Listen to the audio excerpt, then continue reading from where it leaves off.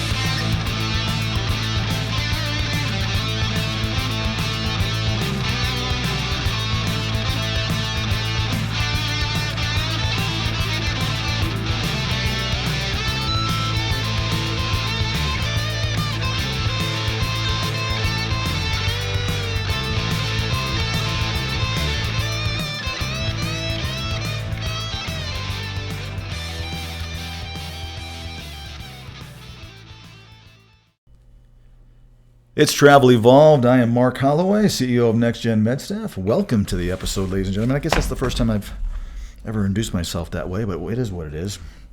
You guys know, again, it's not to turn this into a commercial. It's because we're trying to give you guys some value. And, anyway, it is what it is. So, talking about the industry, let's talk about that for a minute. Obviously, as you guys know, I've been in this industry for 23 years now.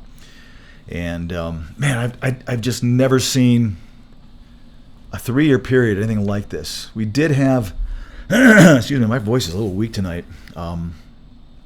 We did have a kind of a unique period back in 2007, 2008, 2009, even 2010.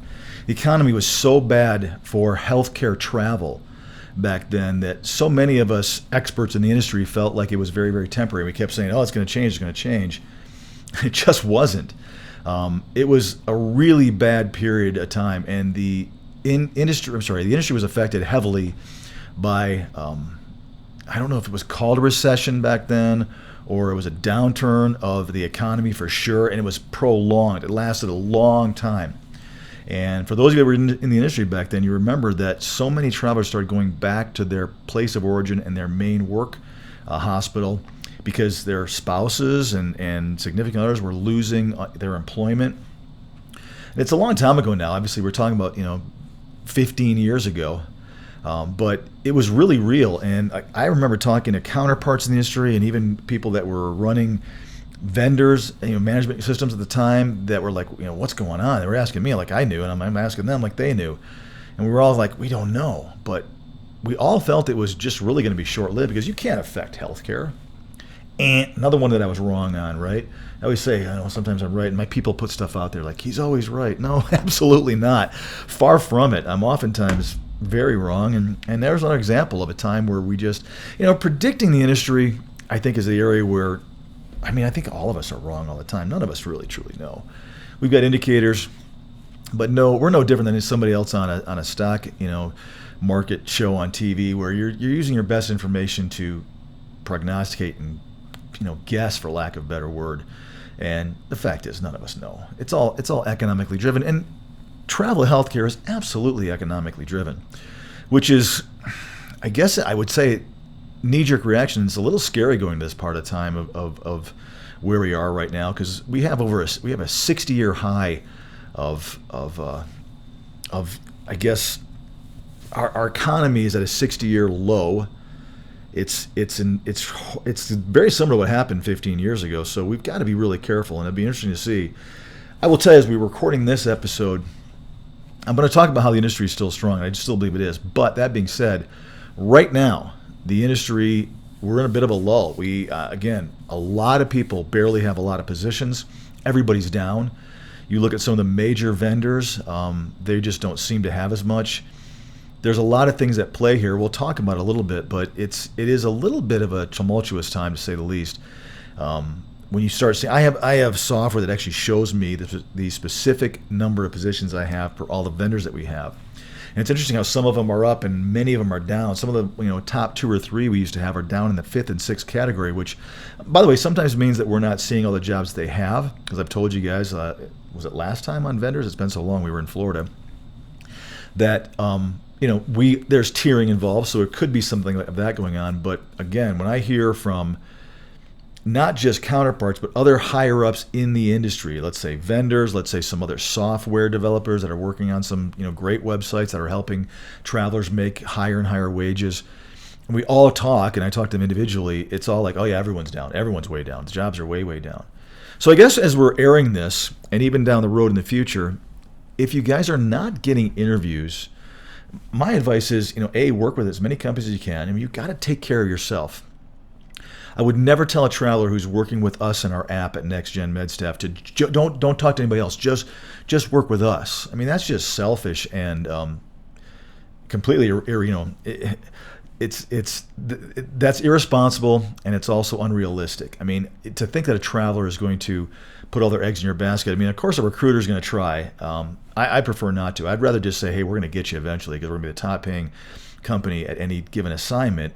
But right now, if there's an assignment we're not seeing, jump on it, man. Take it, because our app will still be there. We'll eventually have you. And sometimes, what we have to offer won't make as much sense as what somebody else has. As time goes by, we're going to be getting more and more positions, and it should make more sense.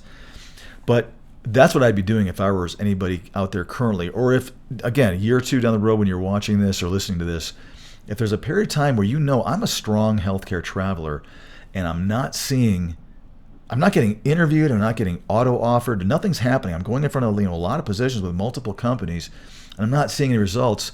That just tells you got to work harder. You got to do more. You have to treat yourself, if you're using something like we have, like a recruiterless app, you've got to treat yourself like a recruiter would, only, be a little kinder to yourself. Oh gosh, I can't help it. But you got to be aggressive. If there's a position on anything that you're looking at, you got to jump on it. If it makes sense financially and housing makes sense, like we'll talk about today and all that sort of thing, then you got to go for it. But please, for yourself, for your own reputation, so you're not getting, in trouble or blacklisted with any companies, don't just go in for everything. If you truly are not going to take the assignment, don't ask a recruiter or don't, push a button that says apply to go in for a job that isn't going to make sense. So anyway, welcome back to cold Colorado. We had a great time and really accomplished a lot down in South Florida. It was fun, enjoyed it. We are feverishly trying to get some things finalized and done here. This is where most of our IT and our tech stuff is located. We're heading out to California here in about 6 weeks, probably by the time I'm recording this, maybe 4 weeks by the time this airs. We're going to spend an extended amount of time in California, like probably most of this all spring, all summer, and probably most of the fall. Probably we won't be coming back here on a extended period of time until we get closer to the holidays of 2023. So I will be going back and forth, obviously, but most of the stuff is going to be done out there. So looking forward to a change of scenery and working with more of the ops department and the ops team out there to get some things really finalized on the back end, so that we got the app really swinging on all 4 cylinders. We got some great things that are coming out with it, which is wonderful. Should see more positions, higher pay, and of course instant notifications, which is what we love, that you're seeing these at 10 o'clock at night on a Saturday night, and you've already been submitted to a job that recruiters are scrambling to convince other people to go in front of on Monday morning, and you're already there getting interviewed. So that's good. Here's what I will tell you. I just kind of done talking about how things are kind of tight right now. Part of what I think we're experiencing is some seasonality. We are literally between winter and spring. I'm in Colorado, so 3 days ago, or last weekend I should say, I was out cleaning the garage on the weekend. It was nice out. It was still brisk, but I was literally wearing shorts and a tank top because I'm stupid that way. It was a little chilly, but I could do it easily. This morning, it was 14 degrees when I went to the gym, and it was 20 degrees when I left the gym. And I understand it's going to be close to 80 degrees this weekend. So that's what we're experiencing. This is the same kind of thing that hospitals are experiencing around the country. Those hospitals in the heavily populated areas of the country, where a lot of the seniors of our country are there. The censuses are higher than they normally are year-round. This is their quote-unquote season. It's ending. So those facilities are hesitant to continue to make offers, to continue to extend people, because they don't know what their census is going to look like, and they don't want to. I mean, I guess for the most part, I always talk about how, hospitals are kind of heartless, but I do think they don't really want to extend people then terminate them. I don't think that's really in their motivation, but they're going to do what they need to do to cover their fannies, so to speak, which means they will if their census is high, and then they'll break hearts because the patients and the amount of help needed to keep those revenue streams going into those hospital beds is more important than, unfortunately, a traveler or an agency or anybody else is. But I do think that they are not trying maliciously to book people and then terminate them. I don't think that's in anybody's agenda. So that's what they're struggling with right now. Same thing's kind of happening in the northern parts of the country, but they're not sure. The census has certainly not risen there, so they're not going to make any orders. It's all predicated a lot of times in normal, and I'm putting my fingers in the air again, normal years based upon censuses and how our population does tend to shift and move around between during the colder months and the warmer months. That's the way our country is, and hospitals obviously are a recipient of that population movement, if you will, as the year goes by. So that's not helping right now, that we are literally in the between those times, and everyone's kind of worried about what do I order down here, and nothing's happening yet. It'll happen. I do predict that as we move into April, I think things will start to pick up. They typically have been. Again, I'm comparing things to normal years, and nothing's normal right now with healthcare. But here's what I want to tell you. I think the industry itself, as a traveling healthcare professional, I think you're still in very good shape. I do believe that you're going to all of you, I don't care if you have 2 years of experience, and my heart goes out for those of you that do, because it's going to be tougher and tougher for less experienced travelers, regardless of your modality, regardless of your specialty, to get positions for a while, because I do think it's going to get more competitive, which means all of you, if you're 20 plus years in your field, you've got the most impressive resume in the world, I still would urge you to work on your marketability. You want to maintain, don't get complacent, maintain that you're the first person to get that interview. Maintain that your profile, whatever your agency calls it, your submission packet is the top 1 or 2 on the list. That's your goal. And don't underestimate your competition, who are also out there trying to do the exact same thing, whether they're listening to us or just learning from the School of Hard Knocks. Please do yourself a favor. You've got to treat this, like I've said, like it is your own business. I'll repeat that a few times in today's episode. When it comes to your competition level, and when you're not seeing activity and things happening, you've got to stay ahead of that. It's like anything else. We're excited about our company because we think we have a competitive edge on certain things. That's important, but we're not going to stop, because that would be crazy. And that's just like you guys stopping to continually, resting on your laurels because I always get interviews. I'm the best traveler out there. I don't have any problems. Yeah, sure, right now. But is that going to be the case in 2 months, 3 months from now? You're going to be scrambling to go back and recertify or work on your references or work on the way your resume looks and get more detailed. These are the kind of things you should be thinking about. So I do think it's going to be a phenomenal industry for most of you. I think there's going to be some fatalities out there with you guys. I think there's many of you that are going to choose that, no, I can't stay gainfully employed. It all depends upon, again, your specialty, your modality, and all the different things that are at play here, and everything's at play. But here's what I will say. I think that the industry is starting to shift into some new ideas. When we came out with the Recruitless app, I'm telling you, nobody had one. And we've had some people say, well, I think they do. And then they look back like, no, we actually were the first ones to come out with a completely recruiterless model for an app, I should say. There was a couple of companies that were doing some things on their website. But back 2 years ago, almost 3 years ago, I guess, 3 years ago, nobody had one. And no one had come up with a concept of replacing recruiters completely. And I will tell you, at the very beginning, and you'll hear this as we move into some of the things that we recorded 3 years ago, we were questioning it, whether or not we were right. We knew we were right. But when you're the first one to come up with something, the first thing is you're going to start to doubt, well, no one seems to be interested. When we would talk to people, every single traveler was interested. Yeah, I love that idea for a multitude of reasons. And we'll talk about a lot of those reasons as our episodes go on here. But at the very beginning, there was sometimes we were like, oh man, do you think we were too ahead of the curve? Because we got that a lot of times. We got where it was like, no, I'm not even interested. Without even people really stopping and considering and looking at it. That's the normal human reaction. What we're seeing out there now, and I'm talking about, there's a number of different, how do I put this? Different technological ideas that are all geared at having you guys be able to find positions faster, higher paying, easier, I should say. I mean, more simply, whether it's having a universal, profile, having the top paying companies, on a website that shows the highest paying positions, whether it's an app like we have where you can instantly, judge and gauge whether or not you want to go in front. There's a lot of new things like this that are coming out. And it's exciting to us because only the last couple of months, it feels like a lot of that hesitation 3 years ago, which I totally understand, is now kind of like, well, wait a minute. Maybe they are onto something. Because the last 3 weeks, we've been back from Florida for a little while. We recorded a couple of those episodes, as you know, and then took off because we just had to get them done. And I couldn't resist that scenery out there. I was just so tired of winter. But since we've been back here, the number of people are downloading our app, the number of people are using our app, the number of people are applying positions through our app, all of that has almost doubled. So I said there's going to be a point where things start to take off, and we're not going to know what it is that we're doing marketing-wise or communication-wise that's causing that. It could be word of mouth. It could be just, who knows, people might be more open to the idea, but that's really taken off. What I'm getting at is all the concepts I just mentioned to you guys before, all of these have to do with improvements for you guys, the traveler.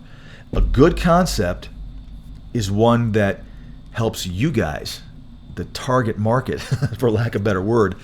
And for years and years and years in this industry, and for most of this industry's history, it was always about the agency. And I've shared with you guys, I believe heavily, and I've seen it, and I could give you great examples of how in the last 20 years, up until about 3 years ago, it seemed to be that every time I turn around, the traveler was losing something, and the agencies, or sometimes the facilities, or sometimes the vendors when they were introduced, were gaining, and you guys, your slice of pie kept getting cut smaller and smaller.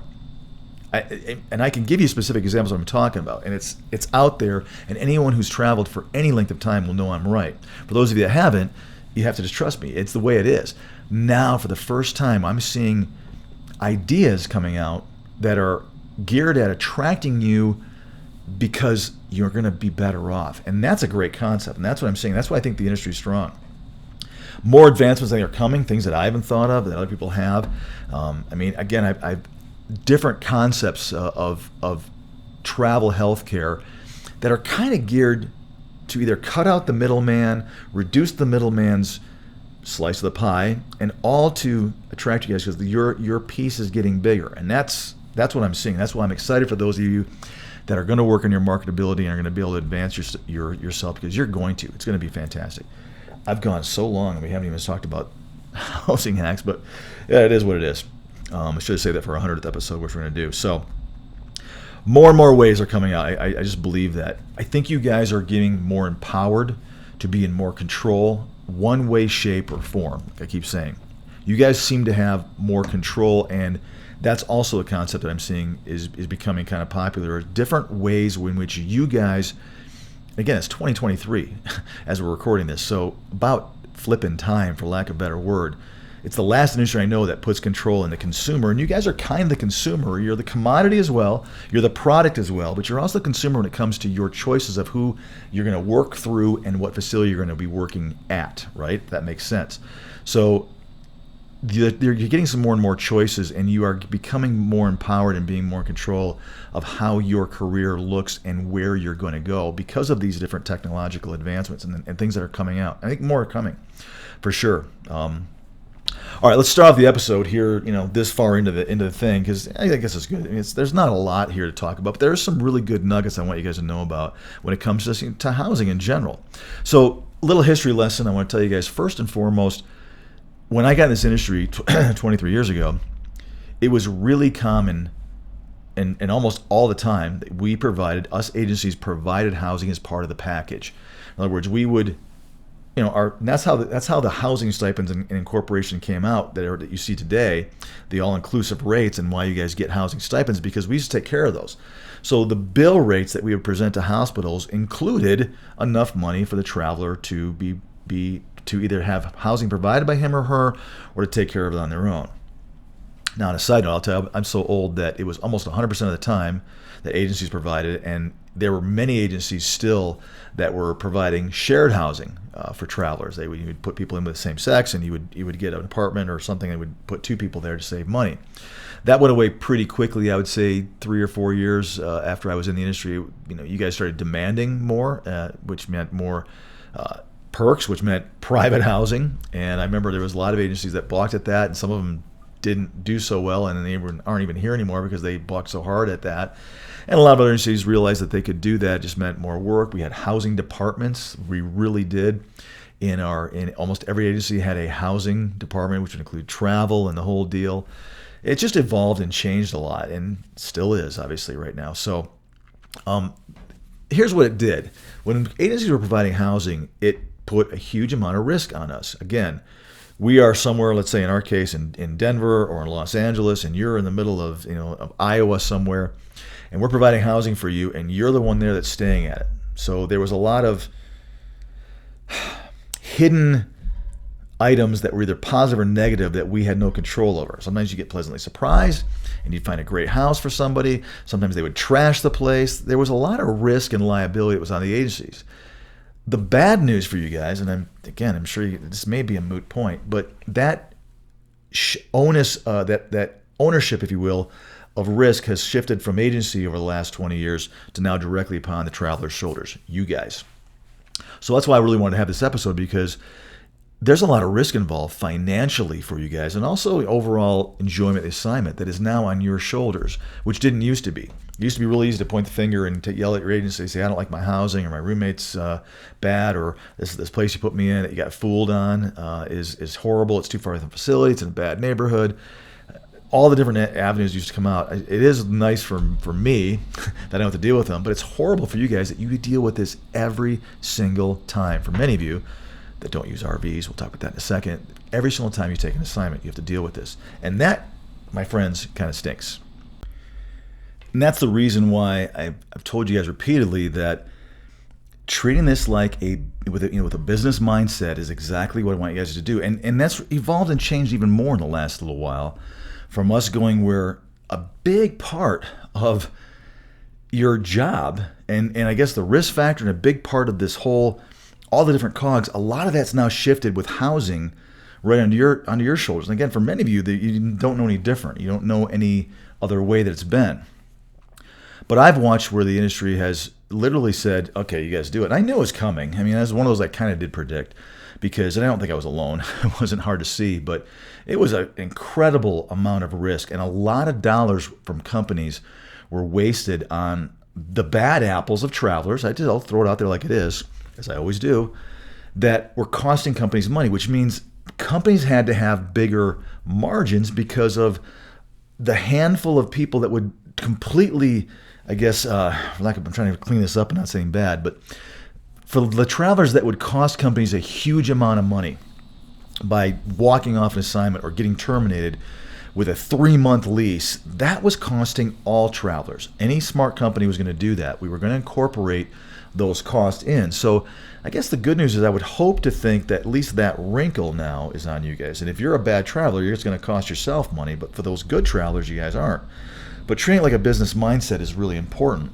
And unfortunately, I will say this, I think that the margins didn't shrink. I just think companies figure out different ways to keep all that money that they were, justifying by having it be under the cost of goods sold, or I guess cost of doing business, for lack of a better word, is now still on you guys. And we've already talked about that in a lot of different areas, but again, margins creeping up, you name it.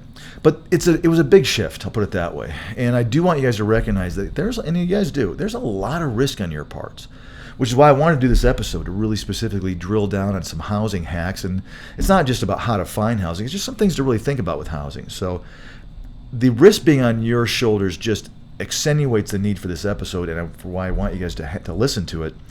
But every time you're taking an assignment, this is a big, important part. And don't just kind of half do it. So let's jump in. First thing I want to tell you, what I just mentioned a few seconds ago, I guess, the length of the lease, that is important. If I can implore you guys to do anything, when you possibly can avoid it, which I think is most of the time, please don't look for housing where you are locking yourself into a 13-week or 3-month commitment. This industry is so volatile, and maybe I don't need this doesn't even need to be addressed anymore because of how up and down things have been over the last 3 years with bill rates and everything else. I may not need to address this. But I'm going to anyway because I don't know what the future will hold. Maybe 3 years from now, things will have evened out, and it's important that people think about, don't sign a 3-month lease if you can avoid it. The only time I'd say you do is if every other option has been exhausted. In other words, if the only thing in this little tiny town that you found this great facility in, and maybe you've got a dog or a cat and you're limited and you found one place you can go and you have to sign a 3-month lease, I guess sign it.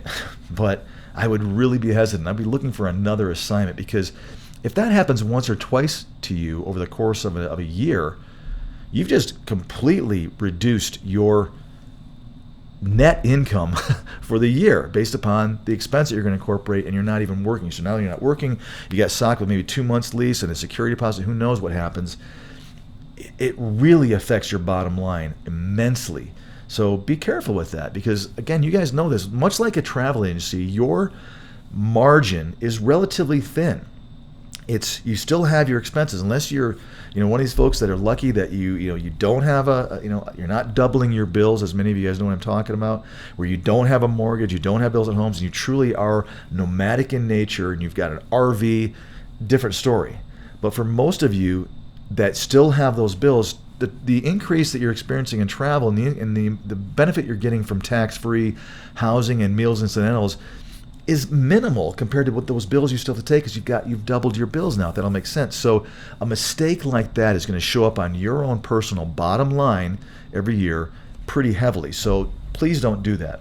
In other words, the last option would be to go into an apartment complex and say, I want to do corporate housing and sign for 3 months. I just don't think you should do it.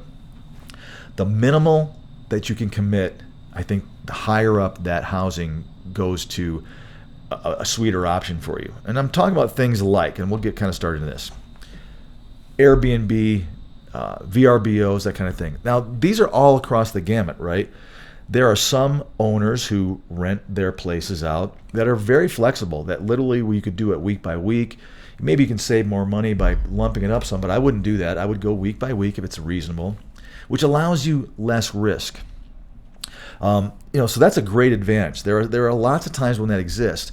Sometimes they don't, is what I want to also say, though. So if you're looking at one of those and they want you to do a minimum of a 30-day or a minimum of a 2-month stay, then that particular house or condo, wherever you're looking at renting, has got to be pushed way, way down on your list of priorities. Even if you love it, if it's perfect, go for the one that's got the less commitment level, if you will. This all goes along the lines of sometimes sacrificing some luxury for lower risk and also for higher revenue is incredibly important. And I know that there's some folks out there like, man, the last place I stayed at was just terrible. I really want to, I guess, coddle myself a little bit and give myself a little bit of a lap of luxury and kind of treat myself to a nicer place. Double think that, triple think that. Be careful of getting to that mindset where you feel like that's an important aspect. I've got to clear my head. I've got to come back to a place. I'm home 4 days a week. I'm only working 3 days.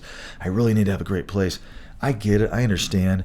But if you're treating this like a business, then you're going to think twice about that, because that is an absolute cost of goods sold for you, which means that less and less of your income is going to stay with you. It's all going to go to whoever owns that place that you're staying at, and it just doesn't make a lot of sense. So again, minimal commitment, minimal risk, the better. So you can negotiate everything for a lot of these places. And I'm talking about things like, and we'll talk about extended stays as well. Those oftentimes have barely any kind of commitment level. You can check out the moment's notice, and I love that about those.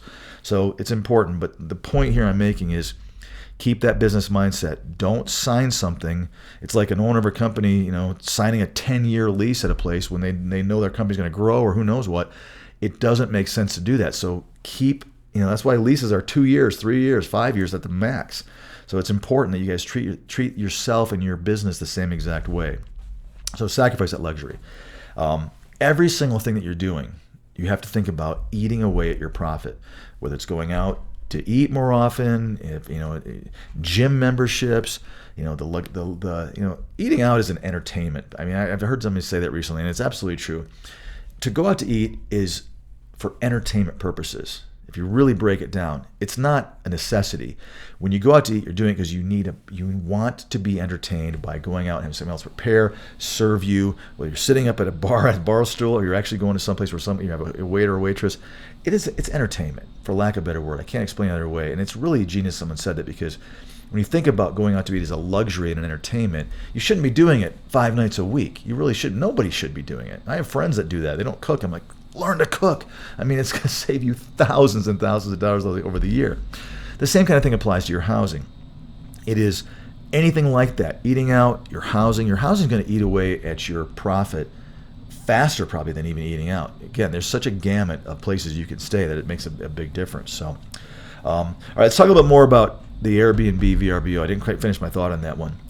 If you can find a place that has a low commitment level, and again, read these things. Some people don't allow you to get your deposit back. Some people, you have to book so much in advance. You have to book a certain amount of time in order to get the deal that they're advertising. If you do a week by week, it's twice as expensive. But if you find the right deal, here's what I like about them. First of all, the low commitment. I love the fact that on Airbnb, and I'm just using these two as examples, kind of when people say FedEx, it's there's other services besides FedEx, there's other services besides VRBO and Airbnb. There are ratings. You can score the place. How did they do? You can score the person who's renting it to you. They all get scores. And listen, back 10 years ago, 15 years ago, we were all dependent on a thing called Craigslist, which I don't even know if it still exists. But it was horrible. It was like, I used to compare it with like the sandals brochure. You guys ever been to Sandals? It looks beautiful, and you get down there like, well, this property's like 20 years after these pictures were taken, and it's just not the same thing. I'm sorry, Sandals, but that your properties need to be updated, I think, more often than not. I haven't been there for 25 years, but it was a lot like that. You'd go to a Craigslist, and they have these beautiful pictures, and people would get there, and it was like, this is not what is advertised. With an Airbnb, if that happens, they get scored low, and you can see that. It's plain as day. So look for high, rated rentals, and read the reviews. It's important. You guys have that kind of short amount of time to be able to do that before you go and slap down a whole bunch of money. It's really important. I love that about these for rent by owner type places.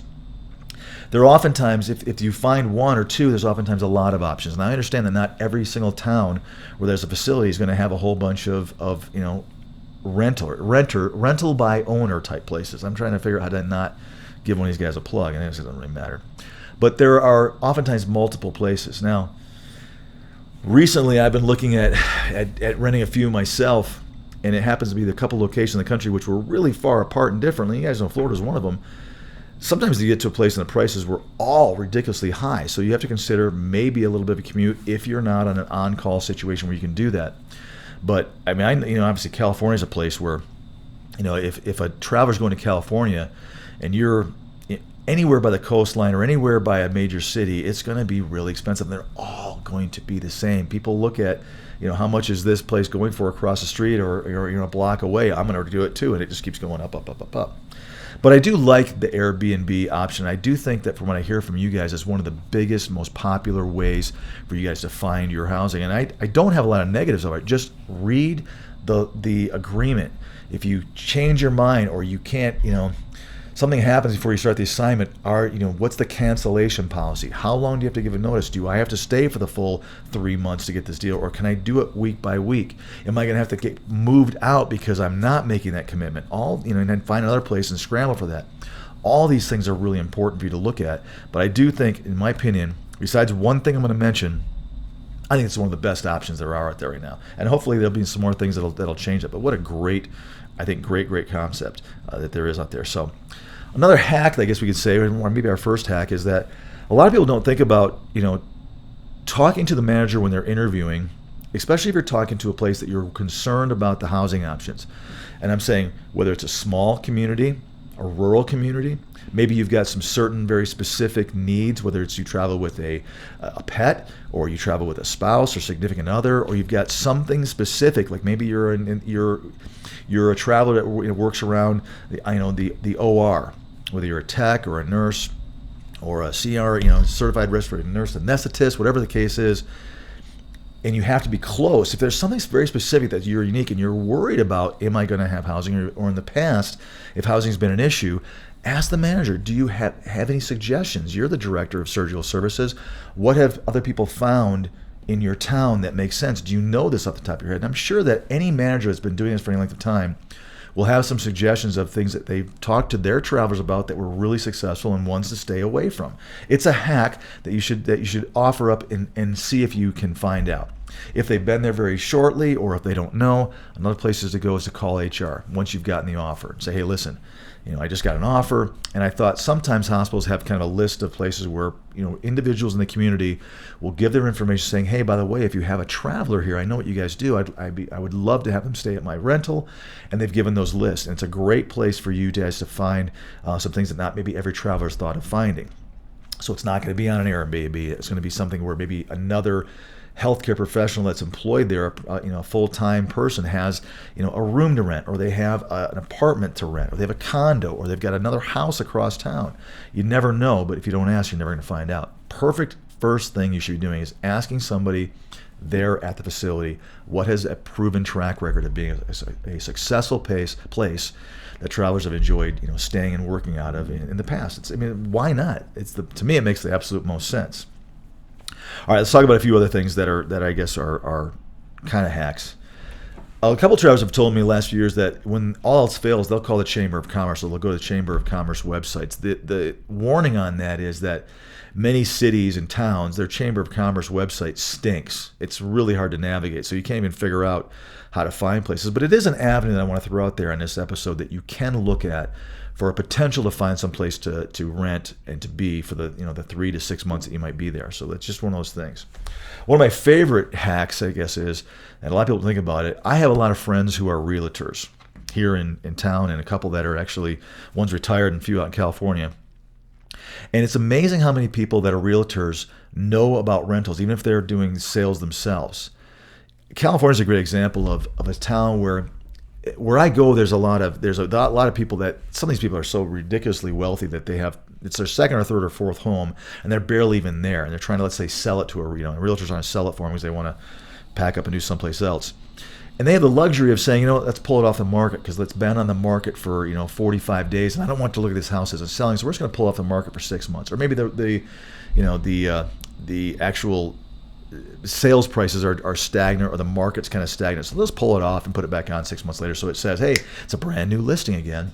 Well, sometimes when these things aren't selling, one option is that the realtors say, I could approach the owner of this house and say, hey, if you want a break on your mortgage payment, you might be able to have a traveler basically, pay your mortgage and usually then some, and stay at this place. And again, I think most people like the idea of a healthcare professional. Typically, that's, again, some of us know differently, right? But the impression is that you guys are going to take good care of their place, right? And I think most of you guys do.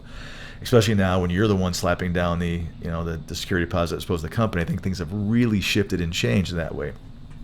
So it's a great option if you start talking to a realtor. Well, do you know anybody else that would know of anything rental wise, or would anybody that you're currently have a listing for, would they be open to a short-term lease and pull it off the market, let it be introduced to the market here when I'm done? It's just a great little hack. That's not a bad question. If you're struggling and you really need to find something, it'd be a great thing to do, especially if you're looking for something maybe larger, and or you're taking spouse or family or who knows what. So there you go. I'm gonna keep going because I've got obviously we got a lot to cover here. So realtors obviously handle more than just housing. A lot of them will rent condominiums, so that's another great avenue. You can look for realtors that specialize in condo sales, which means they might. Sometimes I've seen that those kinds of people that have condos for sale are oftentimes more willing to rent them because they're probably not living in those condos and they've got it ready to be sold, so they may have all their personal stuff taken out anyway. I'm like, that'd be great. I can't sell this condo, so let's rent it to a traveler for a while. All right, another area that I want to go through, I'm just going to rattle these off because I don't want this episode to be too long. But recently, in the last probably 5 years, listen, I'm not a big fan of Facebook stuff. I'll just tell you guys, it used to be the go-to place for all of us agencies to attract you. I've well documented on Travel Evolved that I think Facebook has become the only thing I see out there is a bunch of companies posting jobs ad nauseum, the same job over and over again with different memes saying, hey, we got this great job in Honolulu, Hawaii, and they put a picture of Honolulu, and oftentimes it's not even the right island. They'll throw things out there to try to attract you. You guys are, like I said at the beginning of this episode, you're searching for your own jobs anyway. I don't know why you're still going through that avenue. It seems really, really, I guess, old school, very inefficient, very ineffective, but some people still do it. That's what Facebook's become for me. These Facebook pages and groups are literally places for recruiters to attack you and try to entice you to take a position that literally 200 companies have, and you have no idea how to compare it with anybody else's rate, and you're just flying blind. Here's one exception: housing. In the last 5 years, I have seen some very, very good housing Facebook groups for travel healthcare professionals that seem to really have. And again, it allows local people to throw their stuff out there right at you and say, I've got a place, I've got a place. And maybe they're not an Airbnb type renter, but they are open to you guys. This is a really good avenue. And again, sometimes you have to do some searching on Facebook, but you may be able to get very specific right down to the city. I've seen some larger cities that have their own traveling healthcare Facebook housing rental page, if that all came together the right way. So I think that's actually a pretty good thing on Facebook currently. Now maybe I'll change my mind down the road, because what I like about those pages is that you're not allowed to recruit from. So it really is aimed at people that are looking to rent their place. Just be aware, because there's a lot of shysters out there still. So it's a little like that Craigslist thing I said a while ago, that you never really know what you're going to get. And this is not something on Airbnb. This is not something that typically you can give reviews on. So be aware that you may be kind of flying blind and you're finding something, but it's a way to look for some housing. It's a housing hack. But just be very, very careful. See if they have any referrals of someone that has stayed there previously. See if anybody, if they've worked with any other traveler, or the hospital has them on a reference sheet and it says, yes, this is a good place. Just double, triple check and listen to the inner voice. If something seems like it's not right and you think you're worried about showing up and slapping some money down and having it be a really bad place, listen to that voice of yours. But I do like those Facebook pages for that specific type of help and assistance. Boy, I need to go back to Florida, I think, for you guys to be able to find the housing. So it's late, and you probably can't tell, but I'm recording this pretty late, so my brain is mush anyway, and it's obviously coming through on the way my mouth is working for me tonight. So anyway, here's a pro and some cons about the next thing I'm going to mention. And that's going to be, and I'm going to again paraphrase and call it the extended stay type hotels. These are the ones that have some sort of a kitchenette in them. The only obvious really con, in my opinion, of these places is that you're living in a hotel room for 3 months. And for some of you, that's totally fine. For others, it's just too small. Let me talk about the pros that I think are good. And there's a lot of them, in my opinion. Number one, typically, is that you don't have a commitment. You can say, I'm going to be here for 3 months, but find out at the very beginning, if something were to happen and the hospital doesn't need me anymore, is there a penalty from you leaving early? And almost always it's not. It's no. When you check out, you check out. And that's a wonderful thing, especially with rates going up and down right now. And definitely a few years ago, I would have really urged people to do it this way. Maybe it doesn't make as much sense now. But it was a great way to say, hey, if they're going to can me because I'm the top billed professional in this hospital, and that was happening, then I've got an escape. I'm not going to be stuck with 2 months worth of paying rent at an extended stay I'm not staying at. A couple of things I really like about these things, and I think I've said this before, I love the safety.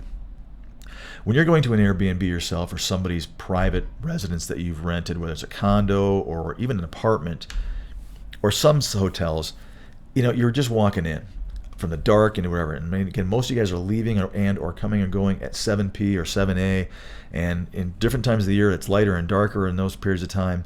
So walking into a hotel lobby with an interior door to your room, walking by a front desk, walking by a lobby potentially, maybe even a breakfast area, and sometimes some of these places will open up bottles of wine at night. To me, that's safer. They typically are in very higher end, nicer parts of town. You don't usually see an extended stay type place going into a really rough part of town, because they're meant for business travelers, and most business travelers aren't going to stay there, which means that also most businesses aren't in a rough part of town. Most businesses are in nicer parts of town because that's where that's where the commercial stuff works for them. So that's where these places are located. So it's safer, and there's a social element, which I do like. Even if it's just simply walking by the manager or the front desk person, saying hello to him or her and saying, hey, good morning, good evening. I like that. Let alone if there is, in fact, a place to sit where you're not stuck in your room. You can come down in the lobby, read, play on your phone or whatever it is that people are doing now. Listen to a great podcast or YouTube channel. Be someplace where people are coming and going. Again, for the most part, you guys are working somewhere where it's just crazy busy, and a lot of you like that solitude. I get that. But for those days where I just feel like not seeing these four walls of this basically hotel room or a large hotel room, I love that aspect of it. If it's even better if there's a place that has a free continental breakfast, or they do some sort of a happy hour here and there, and you can go down and have something to eat or potentially having something to drink. To me, that's just an added advantage. So there's really not a lot of negatives to these, besides the fact that you are kind of living in a hotel room for 3 months. But I know for a lot of people, there's no way. All right, I can't wait anymore. My favorite option for housing, my favorite housing hack, and this is not possible for everybody, I get it, so I'm just going to throw out the obvious here. My favorite housing is traveling in your own housing. In other words, RVing. I think, again, there are so many fantastic reasons for doing it this way. And we did a whole episode, or we're going to. I always get confused because you guys may know this, but I had a different podcast many years ago that we did the same kind of thing, and there were some of the episodes are duplicates of those. So when I say I'm not sure if I've done the episode or not, that's why, because I probably have done it. I'm just not sure if I've done it here, if that all makes sense. So RVing, and again, there is an episode, or there will be an episode, one of the two, that is RVing as a traveler. And it's important because I just think that, again, it can't be for everybody. If you have a home, you rent, or something, you're committed, going out and buying an incredibly expensive, oftentimes RV may not be in the cards for you. But if you are in a situation where you can either you don't own, and this could be your thing, and you're that committed and that convinced that you can do this full time for years and years, I think an RV makes sense. And by the way, the first thing I'm going to tell you is I wouldn't go out and buy a brand new one. I would find a used one and have it inspected and get a good deal on something, whatever size it is you're looking for, whether you're driving it or pulling it. There's great options for this. But it's in my humble opinion, it makes the most sense financially. It makes the most sense on everything we talked about, all the pros and the cons. There are very few cons to having your own RV that you travel in, and everything that I said was a good thing on the pros applies to here. Except for the fact that there is no commitment because it's yours. The only thing you want to be committed to is that you're not going to be unemployed for very long, and you'll be taking that tax-free housing stipend that your company's giving you and applying it to, or hopefully paying for, your monthly payment on that loan that you took to get this, if you had to take a loan for this, which is perfect. It travels with pets. You can travel with spouses. It's available all the time. The only thing, and I think we covered it in that episode, is you have to be kind of aware of where you're going and what time of year, and is there any kind of difficulty in vacancies of places where you can park and stay with these things. That's the only challenge you truly have to have, and you really do need to think about it. And those of you that RV are way ahead of me on this stuff. You guys already know where you can go. You're not going to be I won't go into examples, but there are places that have festivals, have popular things during certain times of the year, especially in the summertime. In the wintertime, they're inaccessible, or they don't have water and gas hookups. So you've got to, it's going to limit where you can go. But ask anybody who has one. There are web pages and Facebook groups for RVing. I've seen a few. We post some stuff on a few of those. That again, these are travelers helping, mostly veteran RVing travelers helping nubile, RVing travelers to kind of learn the ropes. Much like this podcast and this YouTube channel, they're helping people try to make sure that you get it. It's complicated stuff. Anybody that knows anything about RVing knows there's a lot to think about, a lot to learn, a lot to understand, whether it's when you're driving, when you're parking, all the different things that go into an RV. It's not simple. You've got to learn and know what you're doing. You've got your own set of hacks for that. But I love the fact that you are basically bringing your own investment, and you're basically having your agency pay for some or most or maybe all of that investment. Sure, it's going to depreciate, But when you're done traveling or when you're ready to upgrade, you're going to be able to turn that in and do something else you want. It's just, to me, it makes the most sense. I love that hack as an option. And again, I'm not telling you to run right out and spend $100,000 or even $50,000 on a brand new and a used RV, whatever it is, just because you heard me talk about it. But consider it. Do some work, do some investigating, see if it makes sense for you. If you've been traveling and successfully, this may be a perfect option. We at Next Gen MedStaff have had plenty of travelers in the last couple of years that do this, and many that are working for us right now that do this. And it's a phenomenal situation for them. It does limit, like I said, location, but other than that, you're kind of on your own, and it's just about how far you want to put the mileage on it. And I personally like the ones that you can get some amazing ones that are fifth wheel that are bigger than even motor coaches are, and they don't have that engine in them. You're relying on your truck or your SUV to pull that. The bigger they are, the more truckish you're going to have to get. You're going to get some pretty good power behind that, but it doesn't break down. It's minimally. You don't have to deal with both a car and an RV at the same time. So again, we'll talk more about it during the episode if we haven't already. If we have, go back and listen to it. I should have looked to see if we did it, and I apologize for sounding like I don't really know if we've done the episode or not. But hey, 91 episodes. It's kind of hard to keep it all track, especially when we did 75, 80 of another thing. So it's been over, I put it this way, I think we've been well over 150, 160 episodes I've done. So it is kind of hard to keep track of what I've done and what I haven't done. So anyway, I just think that's a good avenue. Here's a last little hack, and I don't know it's a hack. We've talked about this many times before. This is really not about how to find housing. This is, I really think, before you guys are telling all of these, all of these recruiters and clicking the apply button on our app or anybody else's thing, really think about the cost of living on the location that you're going to. I opened up this episode talking about our economy slightly and talking about inflation and just how pricey things are. Clearly, housing is an area like that. I mean, again, we can talk about food costs, and there's definitely parts of the country. I've been in Florida and California, and what a difference the two of them are. I mean, you could go out and eat like a king 5 nights a week in Florida that would cost you the same amount as 2 or 3 nights in California. I mean, it's just so much better there, but that's just the thing. So, a lower paying job in Florida versus a high paying job in California, you actually might net more money in Florida at a job that's low paying. And I've had a lot of travelers. By the way, Florida does not pay well right now. I mean, I may be dating the episode, but we had critical ER, ICU, telemetry paying under $2,000 here in the early part of 2023, whereas other places were over $3,500 a week. People were taking the Florida job because A, they wanted to break from this really brutal winter that we had. I was one of them. But B, because they figured out that, there's no state taxes down there, and I'm going to pay a lot less for housing, which means I'm actually bringing home more. A lot of you guys get fooled by the shiny weekly, gross that you see on either our app or anybody else's app, and you haven't put a lot of thought into what is the housing cost going to be. So do that before you're submitted if you can, and certainly before you sign any kind of contract. I've had people get offers, and then they finally went, I'm going to go look now. And it's like, well, it's too late. You've got the offer, and now, hospital, you interviewed in the hospitals, and also you find that you can't go to work there. It makes you look kind of bad. She's turning it down, or he's turning it down because the rate's too low. Well, didn't they know the rate beforehand? They knew the rate, but they also thought that the housing would be cheaper. So do yourself a favor. You don't want to get any company upset. You don't want to have any managers upset, especially in a location you want to go to down the road. Do some research before you say yes.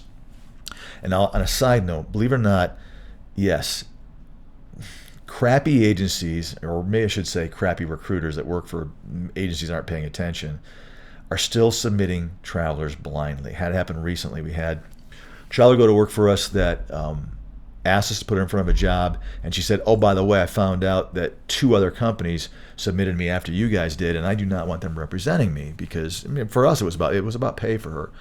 And so we had to actually make sure that when the offer came, it came to us, which is just stinking. I said, well, how come your recruiter put you in front? I don't know.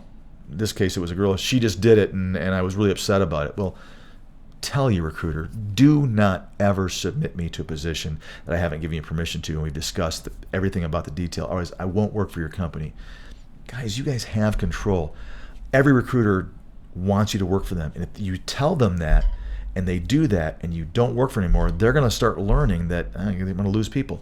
They don't want to lose people, but when you don't tell them not to, and they do it, and you go, oh, okay, I'll stop doing that. You're encouraging and rewarding bad practices.